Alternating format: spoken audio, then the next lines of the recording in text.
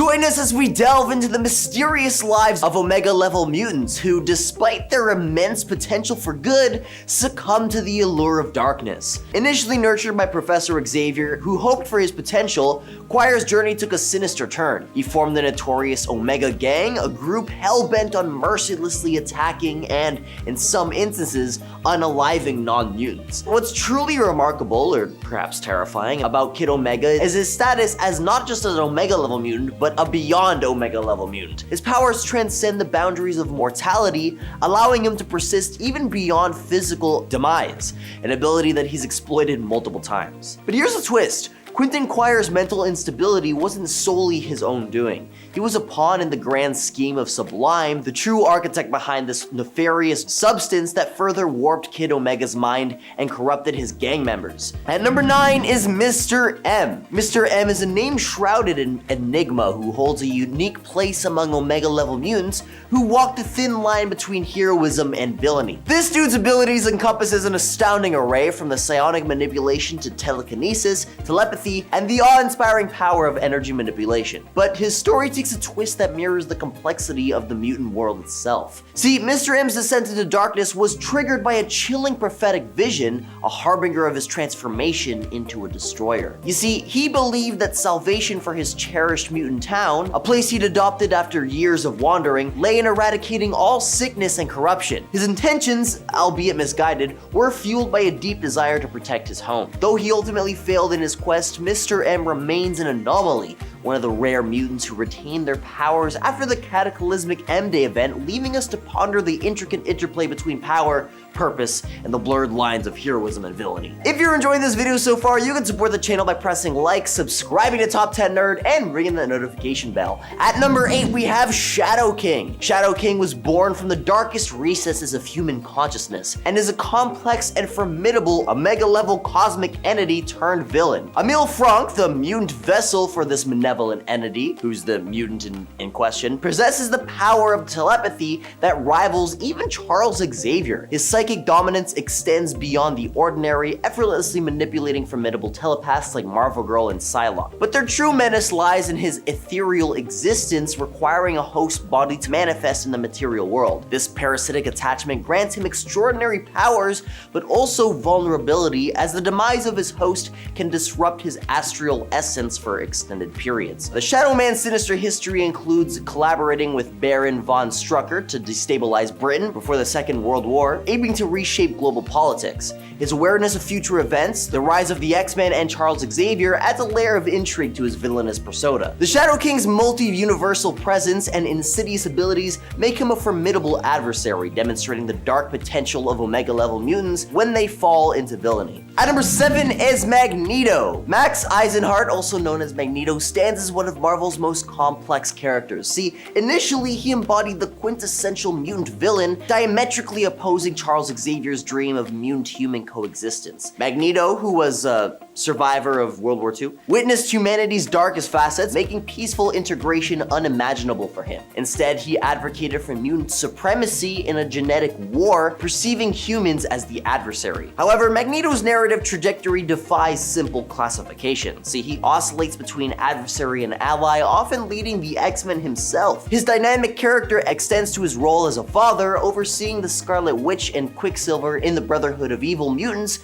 which evolved into a morally ambiguous faction. In contemporary storytelling, Magneto leans towards anti-heroism, driven by a fierce commitment to mutant protection. This complex evolution reflects the rich storytelling potential within Omega-level mutants, challenging the traditional hero-villain paradigm in the Marvel Universe. At number 6 is David Richards. Omega-level mutants are the cream de la crop in the mutant world, who usually stand as defenders of both mutants and humanity. But then there's David, a sinister twist in the narrative. He never reached the godlike heights of beings like Mad Jim Jaspers or Hyperion, but make no mistake, he's no ordinary mutant. Sentinels were like playthings for him. He manipulated Blink, teleportation virtuoso, into a macabre dance of suffering with thousands of innocent lives on the line. He's like, okay, imagine Professor X and Magneto and the Phoenix Force rolled into one malevolent entity, and you've got David. Thankfully, David himself never fully harnessed the Phoenix Force, but his penchant for terrorism sent shivers down spines everywhere. At number 5 is Scarlet Witch. Wanda Maximoff, also known as the Scarlet Witch, embodies the complex nature of Omega-level mutants gone awry in the Marvel Universe. Initially aligned with her father Magneto in the Brotherhood of Evil Mutants, she and her brother Quicksilver transitioned to heroism by joining the Avengers. However, Wanda's tumultuous history is marked by her struggles with mental instability and reality-warping powers. Her pivotal role as the antagonist in the Avengers Disassembled and House of M storylines underscores her capacity for destruction. Notably, she dismantled the Avengers, rewrote reality during M-Day, and committed mass unalivings against Earth's mutant population. These cataclysmic events highlight the pearliest consequence of when an Omega-level mutant's powers are unhinged by personal turmoil. At number 4 is Omega Red. Before you all go yapping in the comments about how this dude's probably a beta-level mutant at best, he was described by Dazzler as an Omega-level mutant at one point, so I'm gonna try to defend him because he's actually really cool. Born Arkady Gregorovich Razovich, I definitely butchered that, I'm so sorry, in the depths of Soviet Russia, his past was veiled in darkness. There are interpretations of his origins where he was a mass unaliver, captured because his town was really small and there wasn't very many victims. But instead of facing justice, Razovich was handed over to the KGB for a sinister experiment, an attempt to create a super soldier akin to Captain America. The result was Omega Red, a mutant wielding superhuman strength, stamina, agility, and reflexes. His body also exudes lethal hormones, aptly named lethal spores, which can swiftly extinguish the lives of ordinary humans. Yet this is just the tip of the iceberg. Implanted within his arms are retractable carbonadium tendrils, formidable weapons capable of ensnaring victims or lashing out like deadly whips. His endurance is staggering, allowing him to battle foes, including Wolverine, for hours without fatigue. At number 3 is Legion. Born from a secret union between Charles Xavier and Gabriel Haller, his early life was marked by tragedy and obscurity. A survivor of a brutal attack,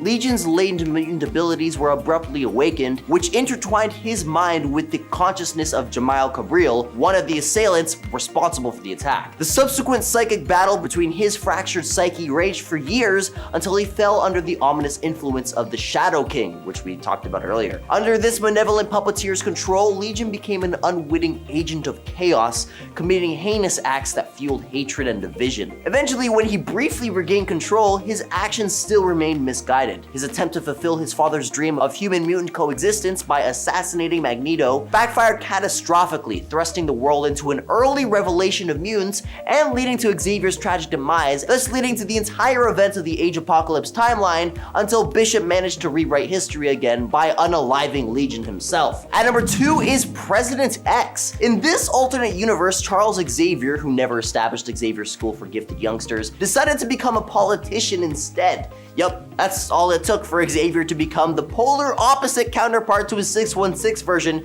becoming completely wrathful, cruel, and a sadistic tyrant desiring nothing but total control over everyone around him. Absolute power corrupts absolutely, y'all. Though he's never revealed to be a mutant himself, it's speculated that Xavier's telekinetic abilities aided him in tracking down mutants across the nation. A stark contrast to his 616 counterpart, this Xavier exhibited a cruel and authoritarian rule, causing protests, notably from billionaire Anthony Stark. The catalyst for change arrived as Stark formed the Avengers to counter Xavier's regime, but unfortunately, Xavier's response proved devastating as a missile targeted the Avengers' Quinjet, obliterating its occupants. This tragic loss included iconic figures like Iron Man, Captain America, Thor, and wait a second, he took out Thor with the missile? Okay. With the big players gone, Xavier's oppressive reign expanded further, with all mutants confined to a grim prison in Texas, subjected to a psychological torment and horrific tendencies. And at number 1 is Vulcan, also known as Gabriel Summers, who emerges from the tangled web of mutant abilities as a formidable figure, overshadowing even his renowned brothers Scott and Alex. His tumultuous upbringing, marked by neglect and isolation, set the stage for his unparalleled powers. Unlike Scott's optic blasts or Alex's energy conversion, Gabriel possesses the astounding gift of energy manipulation and absorption, seemingly boundless in its potential. But what sets Vulcan apart is his ability to vicariously absorb vast quantities of raw energy and retain it within himself like a cosmic reservoir. This stored energy can be wielded at his discretion or redirected as needed, making him a walking powerhouse. In the annals of mutant classification, Vulcan has transcended traditional boundaries, earning him the elusive title of Beyond Omega level from discerning minds like Rachel Summers. The Summers bloodline, it seems, has birthed not one, but two extraordinary mutants, with Rachel herself as a testament to the family's unparalleled genetic legacy. Number 10. Storm. In Uncanny X-Men Volume 1, Issue 147, Storm finds herself turned into a living chrome statue by Dr. Doom. When her fellow X-Men arrive to release her, she is enraged from being trapped as a statue. Her fear of claustrophobia allows her to connect with her powers in a way she never has before. She rages and unleashes a storm that encapsulates the entire world as she becomes one with the planet and its elements. Fortunately, her fellow X-Men are able to talk her down, likening her to the Phoenix and reminding Storm of Jean's fate when she too was corrupted by power and turned to the dark side. That allows her to let go of all that rage and all that intense power that she is feeling and make her no longer a threat to the entirety of the Earth. This allows us to see from an early stage just how awesome Storm's powers were. Needless to say, when she was confirmed as Omega, those of us that had been with the X-Men since Volume 1, I'm sure, were gleeful at the news and unsurprised. Of course Storm is Omega, she's on goddess levels. Number 9. Vulcan. Vulcan is the other Summers brother. There's Cyclops, Havoc, and Vulcan. Gabriel Summers, however, is maybe the worst of the three, although both Alex and Scott have had their moments. Vulcan toiled to seize the Shi'ar Empire for himself after marrying Deathbird. When his father Corsair demanded that Vulcan stop his ruthless pursuit of power, Vulcan killed him, declaring himself emperor, and caused a great rift in the Shi'ar Empire, plunging it into a civil war. He was also just a generally awful brother to Havoc. Not cool. Number 8. Jaime Braddock.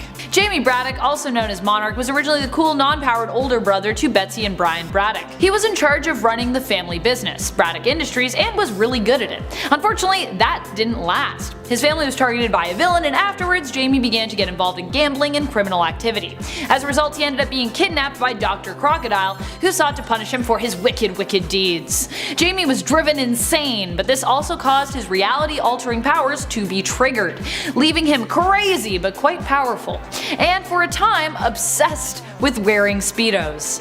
What is up with that? Is that what happens when you have your your reality altering powers activated? My reality altering powers are activated, I must wear a Speedo. He went on to attack the British superhero team Excalibur, brainwash children, and poison Black Widow, and always ends up being a problem brother who, when you think you can trust him, you actually can't, and who, when you think he's dead, he probably isn't. Number 7. Magneto. While Magneto may do what he does for what he believes is a just cause, there are still times when even he himself seems to be crossing his own lines. While Professor Xavier has often been an advocate for achieving peace and coexistence between mutants and humans, Magneto has seen the challenges between the two groups to mean that coexistence is really not possible. The way he sees things, it's mutants versus humankind. But even he took things too far when in Uncanny X-Men Volume 1, Issue 500, after he had regained his powers, he used them to make Sentinels attack the X-Men. Sentinels! The very things that threaten the existence of all mutants. The nerve. Number 6. Jean Grey.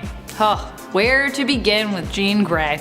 Being as powerful as she is opens up Jean to a lot of darkness, and when she ends up merging with the Phoenix Force, she ends up becoming corrupted by the power she manages to tap into, becoming, well, Dark Phoenix. As Dark Phoenix, she committed genocide, destroying the entirety of the Dabari race when she absorbed the power of their sun, causing it to supernova and destroying their planet and everyone on it. Beyond that, she also antagonized Emma Frost, telepathically torturing her. Sure, Emma Frost stole Scott Summers away, but I really don't think she deserved to be tortured for it. Besides, if there is anyone to blame in that scenario, it really should be Scott himself. You two ladies, just calm down.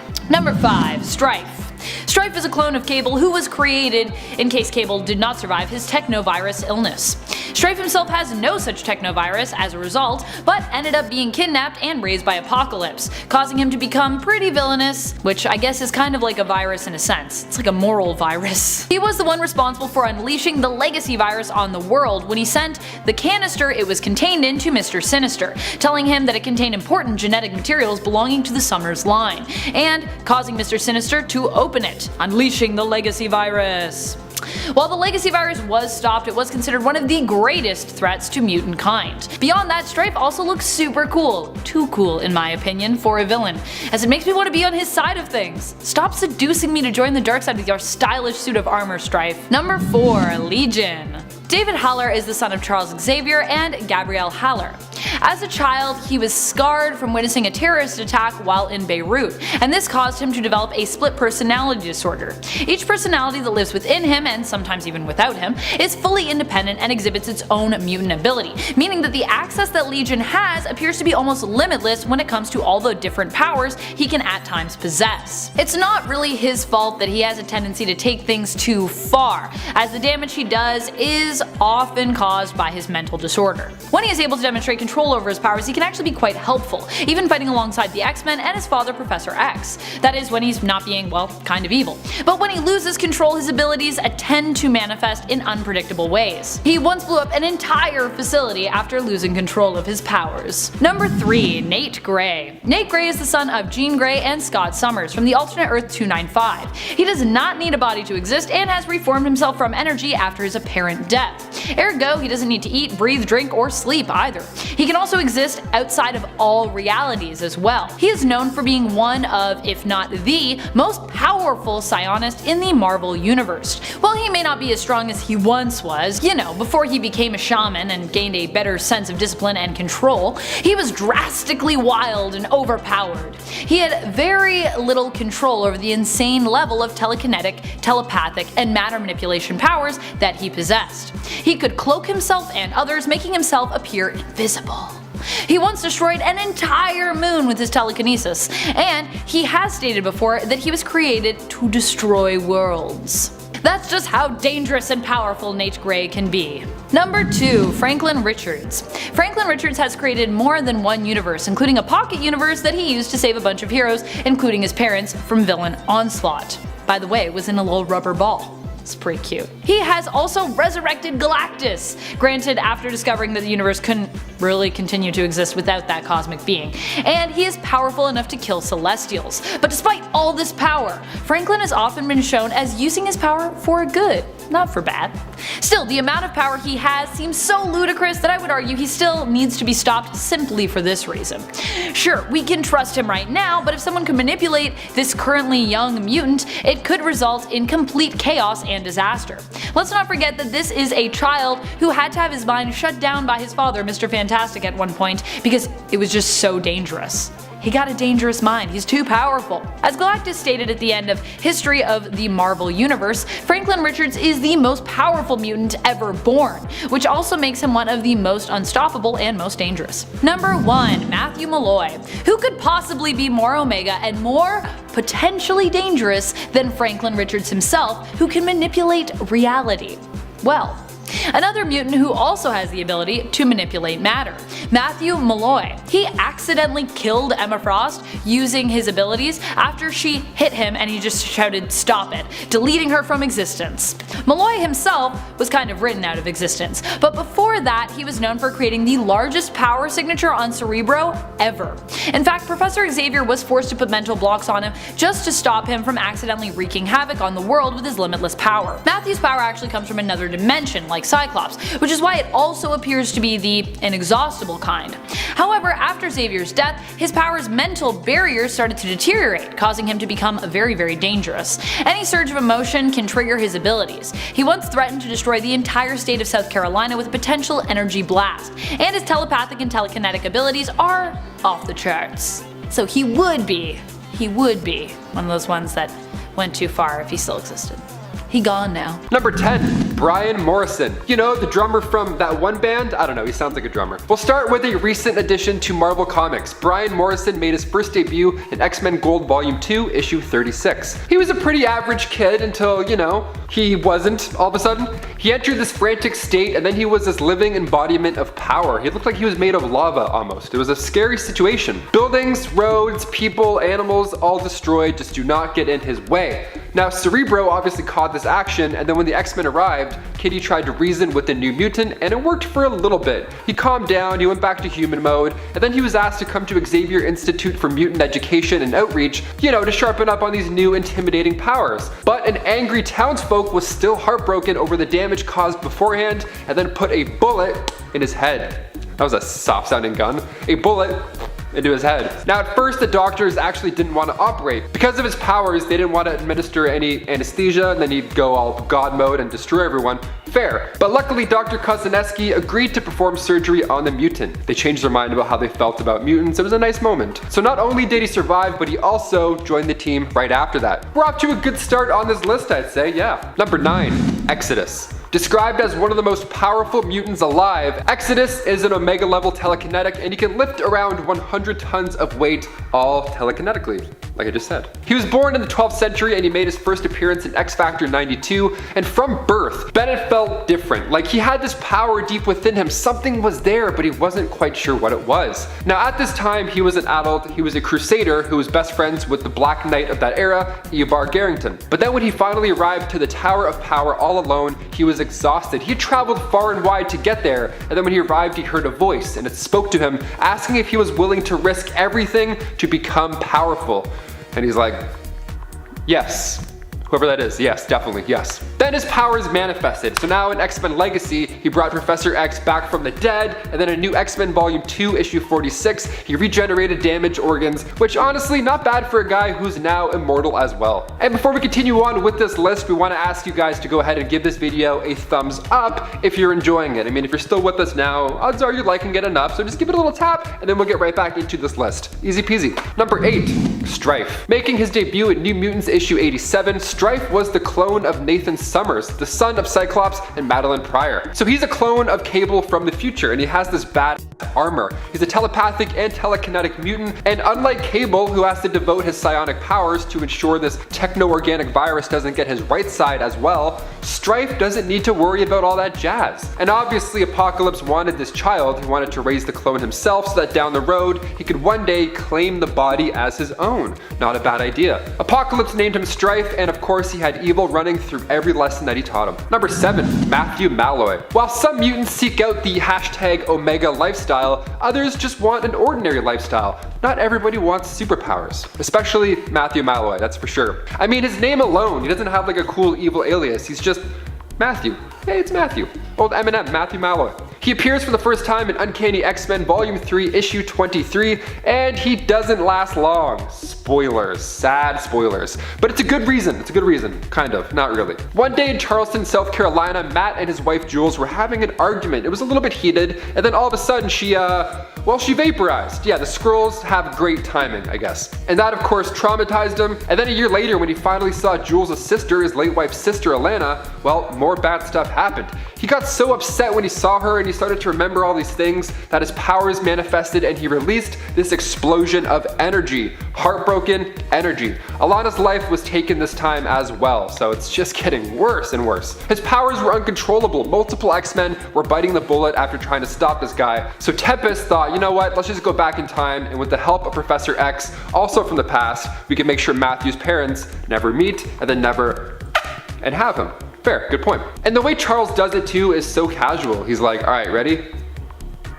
We're good. Let's go home. Number 6, Mastermind. Jason Wingard made his first appearance in X-Men issue 4. Now, he started off as a carnival mentalist, but was soon recruited into the Brotherhood of Evil Mutants from Magneto himself. He was needed for a very specific job. See, Jason, well rather Mastermind, was hired to use his illusionary powers to change Lorna Dane's memories so that she doesn't know that she's Magneto's daughter. Instead, she was made to believe that her parents had actually passed in a plane crash when she was just a wee child. Mastermind's power was also a necessity when it comes to taking over the country of Santo Marco.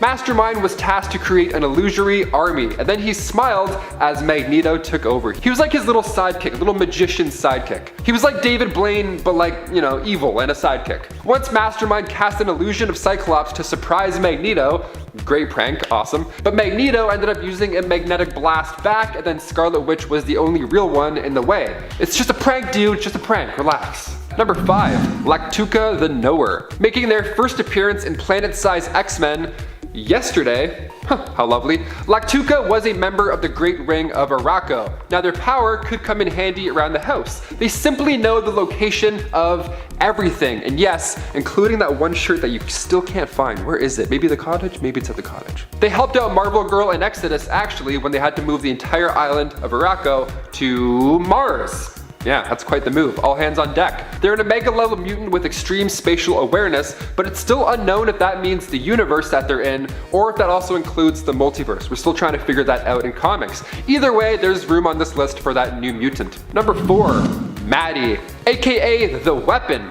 Good nickname. Maddie made her first debut in Deadpool vs. Old Man Logan issue 1. She was a mutant who started to steal others' belongings in school. Now she didn't mean to by any means, but they would just kind of teleport to her all of a sudden. Then one day when she was missing her father, he was working far away, she hadn't seen him in about a year, she accidentally teleported him to her. What a pleasant surprise. He was like mid-shovel too. Only thing was, this does a lot of damage to a human being, so they don't often survive this cosmic commute. So now she was detected by Cerebro, so Logan investigated what was going on. And that's when she ran into Wade, who also joined in on the fun. Now in actuality, Maddie wanted to be captured by Genform so that she herself could understand her powers more. But then when Genform abducted her and did experiments, she was then forced to teleport these massive vehicles and structures over Deadpool in order to crush him. Now the way Maddie helped him out was pretty cool, I gotta admit. She teleported Wolverine's claws into Wade's fists, and then he dug his way out. And yes, in case you were wondering, the claws were returned afterwards. Maddie took care of Genform's leader, Agent Hart, 2 months later herself. We love revenge. Nice. Number 3, Decimus Furious. Decimus Furious sounds like a Harry Potter spell. Decimus Furious made his first debut in Uncanny X-Force issue 1. He was born in Rome. Both of his parents sadly passed away when he was really young, so he had no choice but to live in the streets. So then around 281 AD, yeah, this was a little while ago, that's when his powers emerged. He started to attack people randomly until he was eventually locked up. He didn't really know what was going on. But it also didn't take long for his skills to be used in the Colosseum as a gladiator. He fought every day for his life for a few years, with freedom being that glorious prize that he's always chasing after. He was soon worshipped as the dark god Minotaur, so yeah, he was kind of killing it. He was picked as Apocalypse's final horseman, the horseman of war, of course, and he fought Deadpool, and then soon he fought the entire X-Force. This guy was a unit. He had war-filled psyche, so if you try and read his mind, it will backfire, and then you'll be overthrown with sorrow and hate. Plus, you don't want to get too close to this guy anyways, because one hit from his axe, and you'll soon have the cold thirst for war, just attacking people around you for no reason. Number 2, Iska. Iska the Unbeaten, there's a name for you. She made her first debut in X-Men Volume 5 issue 12 just last year, so also quite new. Iska was one of the many who lived on Okara. Now when her sister, Genesis, had 4 children, Iska forged the Scarab to celebrate, which was his epic sword divided into 4 parts. She gave it to her brother, Apocalypse, brother by marriage. Very important to say, brother by marriage, not blood brother. Now the Scarab was a symbol of the Genesis line of Okara, and when the mutants went to battle with the Amenthi Daemons, Iska betrayed her kind and then joined Annihilation's army.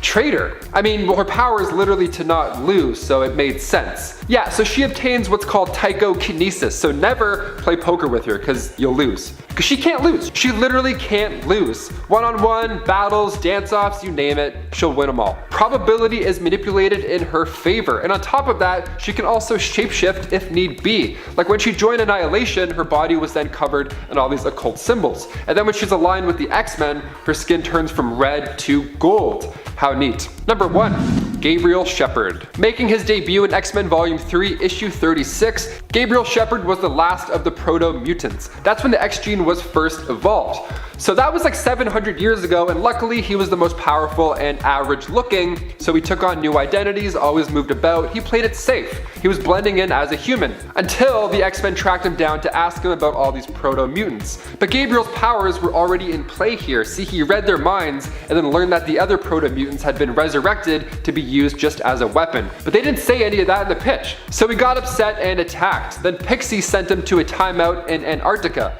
And then after he cooled down, pun intended, he had a conversation with Pixie about the past and then decided to never let proto-mutants be used again, including himself. And then he turned himself into pure Energy. What a way to go. Kicking off the list at number 10, we have Hope Summers. Making her first debut in X-Men Volume 2, Issue 205, Hope Summers is the first mutant born post-M-Day. She was born in Alaska and Cerebro just went off the charts. It went nuts. So the Purifiers immediately attacked. They were tipped off by a time-traveling Sentinel, Nimrod. So Cable came in at the same time and eventually saved her, but as for everybody else in that town, well, they didn't get so lucky. Cable saw the child as a messiah, the savior for mutants and humankind, but Bishop and the Purifiers were on a different page. They believed she would become a full-on supervillain. They thought the death toll would be 1 million after just 6 minutes. That's like, you can make rice in 6 minutes and then 1 million people are dead. That's bad news. That's bad news. And then after that, it would obviously only get worse, according to Bishop and his future knowledge.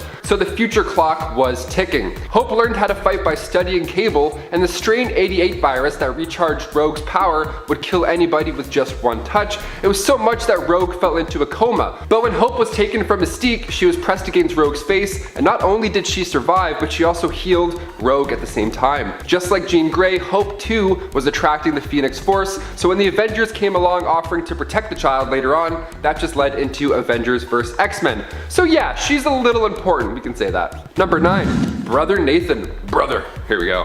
Making his first debut in Cable and Deadpool issue 16, Nathan Summers from Earth 58161 found peace. We'd love to see it. Now at this point, humans were done relying on television and all that crap. Instead, they used their imagination to explore and expand the humankind. How lovely is that? Wonderful. What a future. So our 616 Deadpool came along looking for the missing Cable, and that's where he ended up. He ended up here. Cable, or in this time, Brother Nathan that is, found Wade telekinetically and gave him the rundown. This new peaceful environment that he created wasn't actually boring like Wade believed. And only 3 minutes later, Wade was gone. He got out of there. He couldn't do it. Only Cannonball and Siren from this Earth followed him back through dimensions, so he ended up getting in trouble by this quick visit. Brother Nathan is cool though. He's a cool dude. There's a ban on weapons in this timeline, but Nathan had this cool looking spear with a ceremonial blue tassel under the blade. It wasn't for combat, but more for keepsake purposes. And look at him. He looks like a nice dude. He kind of looks like the Lord, dare I say. Also, this world is beautiful. It feels like No Man's Sky meets Wakanda. That's a nice place to be. And before we continue on with this list, if you want to go ahead and give us a thumbs up, that would be so great. It's so helpful here at the channel. You guys are the best. Now let's get right back into this awesome part 3. Let's do it. Number 8, White Sword. Among the many mutants residing on Okara, one was known simply as White Sword, or White Sword of the Ivory Spire, which rolls off the tongue a little nicer. He made his first appearance in X-Men Volume 5, Issue 12 during the 10 of Swords storyline. The White Sword and his army of 100 champions were sent to Ament. They battled and bought the mutants some time. So when the dust was settled, White Sword vanished. He never returned with his people again, and after the mutants were trapped in Ament, they saw all these demons who had been crucified, so they knew that the White Sword was there, just kicking all along. Now he was an ally to the mutants of Okara, but after that many years of endless war and resurrection, he eventually started to lose his mind, as one would. He would start attacking his friends as well as enemies. He just couldn't see the difference. I mean, as if living 1,000 years wasn't bad enough, imagine having to spend it constantly fighting for your life. But he is quite good at fighting. He's a master at sword combat, and if he does decide to heal you after a battle, you'll then be enlisted to his army by default.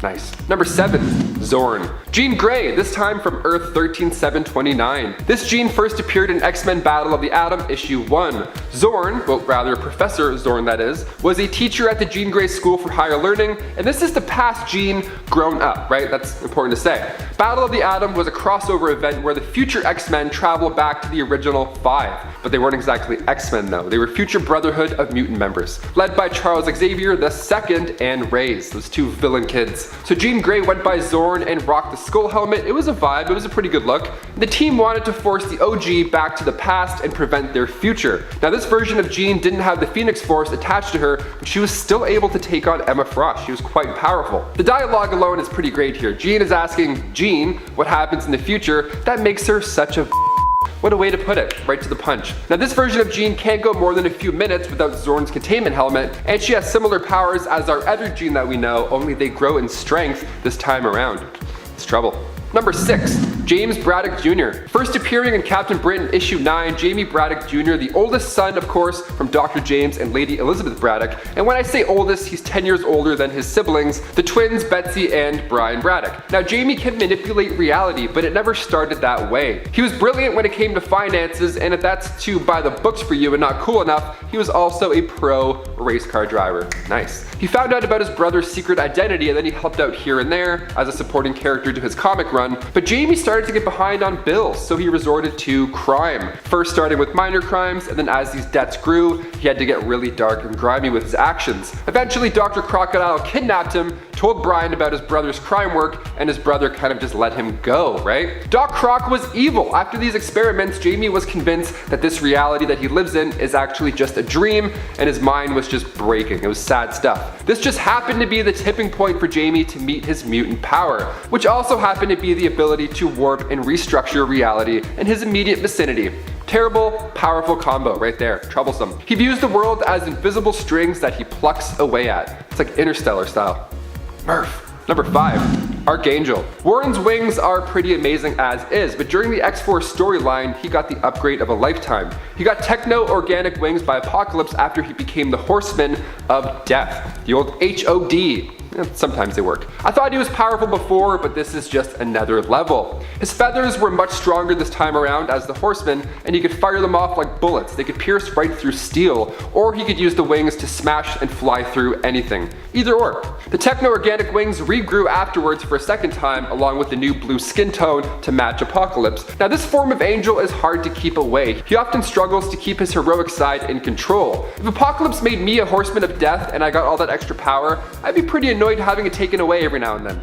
I get it. Number 4. Nathaniel Gray. This mutant is from an alternate reality, like some of our other ones that we talk about. He styles himself as a mutant shaman, loaded with precognition, telepathy, telekinesis. Who is he? Let's talk about him. Coming from Earth 295, artificially created from Sinister and the High Lord Apocalypse, Nate Gray is made of genetic materials from Cyclops and Jean Grey. He was created to be the ultimate telepath, and I think it kind of worked. He was made as a power bid to go against Apocalypse as well, and he's classified as an Omega level mutant, the most powerful psionic in any reality. Not just that one, and he's near omnipotent. So he's basically a living god. Neat.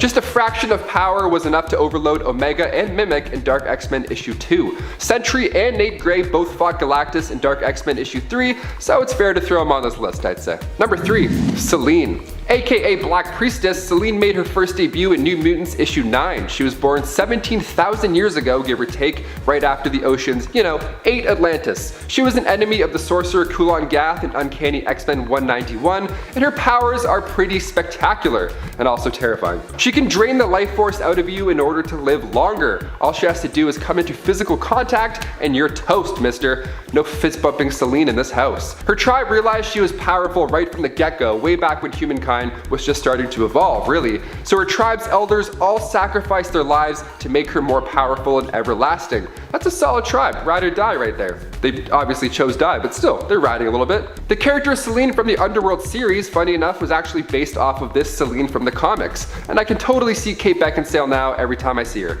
and so will you. Number 2. Apocalypse. Making his first steps in Marvel graphic novel issue 17, he was born nearly 5,000 years ago at the edge of the Valley of the Kings in ancient Egypt. He was born with gray skin and had blue lines all over his face. He looked different, so he was abandoned by his tribe. He was raised with the nomads with the idea that only the strong survive. So Apocalypse was killed by agents of Ozymandias, but was later revived thanks to his mutant abilities. Where to even begin with his Omega level mutant's abilities? I mean, self-molecular manipulation allows for him to alter his physical form for starters. He's also a genius. Even before being modified by the celestial ship, Apocalypse was already living for thousands of years. All he has to do is drift into a gentle coma. Number 1 trick to getting your beauty sleep. A coma, that ought to do it. X-Men Age of Apocalypse from 1995, we see just how big and bad this guy can get. Oscar Isaac also had a swing at him in X-Men Apocalypse on the big screen, and I thought he was pretty scary, but when he gets big, it's just nightmare fuel. Check it out. And finally, number 1, Onslaught. Making his first debut in X-Men issue 15, Onslaught was a sentient psionic entity created by the minds of Charles Xavier and Magneto. What a combo! So when the X-Men were fighting the Acolytes, Wolverine hit Magneto, and then in turn, Magneto ripped the adamantium from Wolverine's bones, which I gotta say, I thought hangnails were bad. This sounds way worse. His healing factor had to work overtime, and Xavier was beyond upset, so he shut down Magneto's mind. He just made him completely catatonic. But during this moment, all of Magneto's lust for hate and violence leaked into Charles' consciousness, creating this new personality, Onslaught. Onslaught is pretty OP. He has the ability to tap into the psychic resources of the astral plane, where he can then manipulate matter and energy. Telepathy, telekinesis, electromagnetic manipulation, just a combo you don't want to face in any way. Number 10, Iceman. Bobby Drake made his first X-Men debut in X-Men issue 1. Now his powers are pretty obvious. I mean, even his name alone should tip you off. He can lower his external and internal body temperature because there are nerves that regulate body temperature, and they're found in a part of the brain called the hypothalamus. See, Bobby can override this nerve drastically. His mutation allows him to withstand sub-zero temperatures and turn into ice within seconds. He can fully control ice, snow, probably snow cones, realistically. He can freeze the moisture in the air, just like Frozone, and create anything that he imagines. He can also create cold clones of himself on a molecular level, so you won't even see him coming, but you'll definitely feel it. Number 9, Elixir. Josh Foley made his comic book debut in New Mutants Volume 2, Issue 5. Now he was detected by Cerebro, and his Omega power is actually quite helpful in this case. So he obtains an Omega class healing ability, and around M-Day he was actually considered a general threat, weirdly enough. See, Elixir is able to control the biological structure of his and others' bodies. I mean, down to the genetic level. He can produce biomolecular energy whenever he chooses, affecting any matter that he chooses to come into contact with. So if he uses his powers too much, he'll pass out and just remain in a coma. It takes a toll on him. His DNA reboots itself, which is pretty impressive. I mean, I get a bruise and it hangs out for like an entire week. What's going on there? He was able to regrow Prodigy's heart in New X-Men Volume 2, Issue 39, and he cured X-23 of the legacy virus, and Josh himself says that he can cure Sabretooth from the inversion effect. What a combo. This guy can also bring people back from the dead. You can't really beat that. Number 8, Legion. David Haller made his comic debut in New Mutants issue 26. He was a child of Xavier and Gabriel Haller, who later became the Israel ambassador to the United Kingdom. So the parents, I mean, there's a lot of pressure there already. See, he was kind of an accident. It happens. The pair had an affair decades back, but Charles was unaware that she was pregnant when he left her. Now the child was of course born a mutant with telepathic and telekinetic abilities, but he also had the ability to cause destruction with just his mind. The old Charles gene coming into play. Scott Summers describes David as Omega level, and the reason he's named Legion, well, it comes from the biblical demon Legion, where a man was possessed by many evil spirits, because David has 3 different personalities. All the powers with all the personalities. That's a scary, you don't want that. You don't want to run into him. Number 7, Kid Omega. I mean, yeah, Omega is literally in his name, so we have to include Kid Omega. Meet Quintavious Quire. He made his first appearance in X-Men issue 134. He's been described as one of the most powerful telepaths next to Jean Grey, who may or may not be on this list later on. I'll never tell. But he was once a host of the Phoenix Force as well. He was one of Xavier's prized pupils until he put together the Omega Gang. He wasn't always a bad kid. It's just, you see, what happened was on his birthday, when he was still young, he received a call from his parents to say that, oh, you're adopted. Happy birthday. Awesome. And these kids are the hardest gang in town. They handle humans the way that they want, with violence, cool haircuts, and monologues, of course. Now he's been described as Omega level telepath and telekinetic and scion. Not bad for a kid. Number 6, Vulcan. He named himself after the Roman god of fire, so you already know that we're But Vulcan's real identity was that of Gabriel Summers. See, he was born after Cyclops and after Havoc. Well, not really born, he was surgically removed from his mother's body and then placed in an incubator accelerator, aged to be at his prime, and then sent to Earth to work for Devon Shikari. So a little bit different than the other guys. He escaped and was found by Moira McTaggart with no memories of who he is or where he came from, which is always good.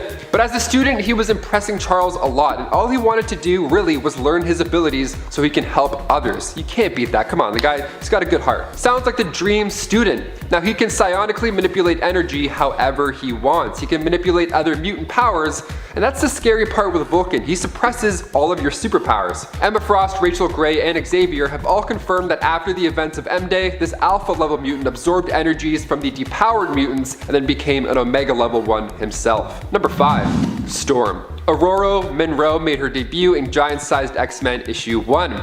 She was recruited by Charles and joined the team to save other original students from Krakoa. Now, she was appointed leader after several years of hard work, and Storm has been referred to as a witch before because her powers to control the air and the elements, all that jazz. I mean, fair, she's kind of witch-like. Now, things go up a notch in X-Men issue 135 during the Dark Phoenix saga. Sebastian Shaw calls her a weather witch. Adds the word weather before, okay, it's a bit specific. See, it's not just storms in Earth that Aurora can control, even in space she can summon natural energy. Doesn't matter where you are, she'll find you. Number 4, Mr. M. Mr. M first appeared in District X issue 2. His powers came to be after an accident, like most of them. See, he accidentally turned a boy bullying his cousin inside out, and then he was stuck like that for 3 hours. That's the worst thing I can think of, I think. He didn't have lots of friends, I mean, obviously. The only ones close to him was Hannah Levy, who was not an Omega level mutant per se, but she did eat bugs. After M-Day, Mr. M himself was one of the few who kept his powers.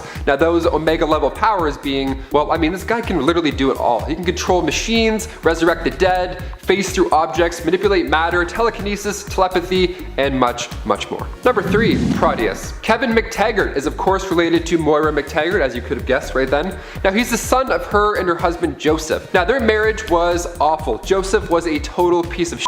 He was abusive physically and mentally, so Moira got out of there. She didn't even tell Joseph that she was pregnant, and to be honest, it's probably for the best. Guy's the worst. So young Kevin and Moira lived together at her mutant research center off the coast of Scotland. Now Kevin, as he got older, manifested abilities, which basically was this uncontrollable need for power. See, he craved it, his body needed it, so Moira had to hide him. She kept him locked in a cell for years, only referred to as Mutant X, because she wanted to keep him safe, and also others, you know? So one day while Magneto was fighting the X-Men, his cell was damaged and he got out. Now since the isosteric energy in his cell was no longer holding him back, Kevin defeated Polaris, he defeated Multiple Man, and even escaped the Phoenix. He survived the Phoenix, that's crazy. Now his body was starting to burn out like Moira tried to prevent all this time. So the only solution here was that he had to possess another human host, and then another one after that, and so on and danforth. Now he renames himself Proteus, with his imagination being the only thing that limits his powers. He's made of psionic energy, and he too can warp reality. Every time he possesses a new host, he gets stronger and stronger until eventually the host burns out and then he has to possess another poor soul. What a horrible, vicious cycle. Number 2, Franklin Richards.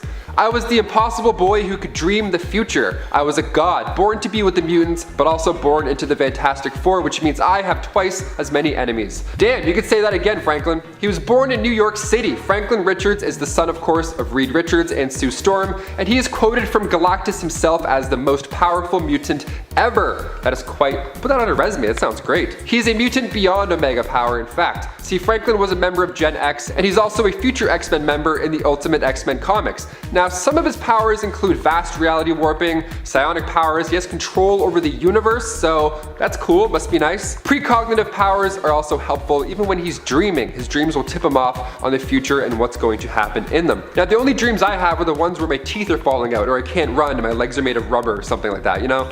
It's not as fun. He can resurrect the dead, he can time travel, he can teleport, astral project, and he can duplicate planets and or people. So if your eyebrows aren't raised yet, that's fine, I can continue. At a young age, he was able to create a pocket universe. And in Fantastic Four issue number 604, this kid took not only 1, but 3 Celestials. One of them, he laid them out with just 1 punch. So impressive. And finally, number 1, Jean Grey. Of course, we have to end on Jean Grey. She is an Omega level mutant born with telekinetic and telepathic powers. She was one of the OG members of the X-Men. Now, seeing the potential in Jean's strength, the Phoenix Force attached itself to her while she was in space with the Fantastic Four. It was drawn to her natural power. See, Xavier himself felt like he had to hide her true powers from her when she was just a child. He locked some of her abilities away in her mind. So the Phoenix Force was like, I smell something, what is that? What's hiding somewhere? So this dark cosmic force started to change her, and she didn't just get more powerful, she ended up becoming, well, low-key, she kind of became a villain. She ended up destroying an entire solar system that killed like, I don't know, billions of people, and then she took her own life in order to keep the universe safe. Now, a few years later, it was actually revealed that it wasn't the Jean Grey that had died, just the Phoenix as a separate entity, which is That's better. That's definitely better. In at number 10, telekinesis. This is a common power thrown around in the world of superheroes, but can you imagine if it actually existed? Being able to move objects with your mind has long been a topic of discussion by scientists, and there's even been odd anomalies of real life people explaining that they can actually do this. Evidence for how and why though is very sparse. Telekinesis defies the laws of physics, so for it to exist in our world on the level that it does for an Omega mutant would impact everything we believe about science. The idea of telekinesis being possible is something we can't even comprehend. Some in the psychic community have brought up that paranormal events of people seeing ghosts move things around could actually be the manifestations of our own spiritual energy being unconsciously released on it. However, even the concept that we have spirits is still a heavily divisive topic in the scientific community. In at number 9, telepathy. This concept of power that we often see mutants using is another human discussion about the possibility of it existing in our reality. What's really baffling about this mutant Omega level power is that it's never been a topic of discussion until the 20th century. We hear occasionally about stories of people being able to read minds, and many mentalists sell the idea that they have harnessed this ability, but in reality science denies its existence. It's defined as the transmission of thoughts over some distance without the use of any kind of technology. It is a kind of wireless communication between two human brains. Again though, scientists hark back to the laws of physics as to why its existence wouldn't make sense. The ability of telepathy isn't plausible because no section of the brain is positioned to act as a receptor for long distance communication without the use of technology. In at number 8, energy manipulation. This is the ability to manipulate energy from one form into another. Some magicians have used this phenomenon of energy manipulation to make blindfolded people believe the magician is touching a portion of their body, and by directing them to focus their attention on the body, the end result has been astounding. If you felt a touch, please raise your right hand. We do understand energy manipulation to some extent in regards to electricity. We know that this energy can be distributed and transformed into everything around us. However, in terms of phenomenons like the way that Omega level mutants manipulate energy, it's something that cannot be observed, tested, or measured in any way, meaning it is virtually impossible for science to explain how it would work. In at number 7, weather manipulation. Weather manipulation is often referred to as weather modification, and the only way that we can understand it is by seeing a plane seed clouds to increase rain or snow. However, in terms of the way that say Storm can use her mind to manipulate the weather into whatever conditions that she wants, it is very confusing and something we will never be able to understand as humans. In at number 6, power manifestation. This is the Omega power that Legion, the child of Professor X and Gabrielle, seems to have inherited. Not only did Legion take on his dad's telepathic gifts, but his dissociative identity disorder allowed for multiple personalities to each manifest its own powers. The very concept though of being able to use mind over matter to manifest power is very woo-woo subject matter in the science realm. In fact, true supernatural powers being manifested into a human has never been proven, and most obscure cases of moments of super strength, say, are attributed to a spike in adrenaline rather than a power that you've always had deep down and just haven't found a way to harness. In at number 5, matter manipulation. This is the ability to manipulate the particles that make up the matter and bonds between them. In 1990, IBM engineers manipulated atoms using a scanning tunneling microscope. They arranged atoms on a metal surface to spell IBM. This is interesting that we were able to manipulate matter, but again it was through the use of technology, so it's no wonder that this method could be explained. What could never be explained is a single individual being able to change the particle structure of an object using their mind. It is truly a science fiction mutant power. In at number 4, magnetism. When looking at this Omega level mutant power, the first person who always comes to mind is of course Magneto. Although Magneto does so much more than just bending forks. Magneto has control over electromagnetism. This is one of the 4 fundamental forces of the universe. Magnetism though is one aspect of the combined electromagnetic force. It's the physical phenomena of objects either repelling or attracting. Human magnetism on the other hand, which is the main category to explain Magneto, is still an alleged ability in the real world. Most people who claim to be a human magnet also believe that their body can attract other materials. This claim, however, disrupts the explanation that they have a magnetism power and implies that there is a different kind of physical effect that's occurring. In at number 3, reality manipulation. So many of these powers are impossible for us to understand because of all of these scientific laws that we have in place to understand our reality. So reality manipulation would certainly throw everything we know out the window. When an Omega level mutant uses reality manipulation, it is a very powerful force. It gives them free reign to break the laws of physics physics and invent their own, which then is imposed on everyone living in said reality. We have altered our reality on a physical level if you consider the industrial age that saw humans building machines and cities to change the reality of everything from war to travel to how we live our everyday lives. On the level of breaking the laws of physics though, that becomes much more confusing to comprehend. In at number 2, temperature manipulation. Bobby Drake, or Iceman, is one of the OG X-Men that can manipulate his own body temperature to create ice and even enclose his body within it. A state of being that, if possible in the real world, 1, could not be explained, and 2, would surely kill anyone who attempted it. We manipulate our home's temperatures with devices like the air conditioner or a furnace for heat, but to change our own temperature at a moment's notice would be much harder for science to explain. I mean, you can adjust your body's internal temperature, but if your core temperature dropped even by 2 degrees, your brain would just shut down from the hypothermia. Last but not least, in our number 1 spot, biokinesis. This is the ability to control and change one's genes by simply using the psychic powers of the mind. Omega level mutants such as Elixir have exhibited this in the past, showing off the ability to change the pigmentation of his skin. The difference between this Omega mutant and us though is that Elixir has complete control over his own organic structure and even those closest to him. He has really put this power to the test, displaying the potential for him to be able to bring people back from the dead even. In reality though, there is no explanation for people who claim they've changed their eye color by using this psychic ability. In most cases, these folks are clickbaiting the internet into believing it's possible if you just believe. Science, on the other hand, says otherwise.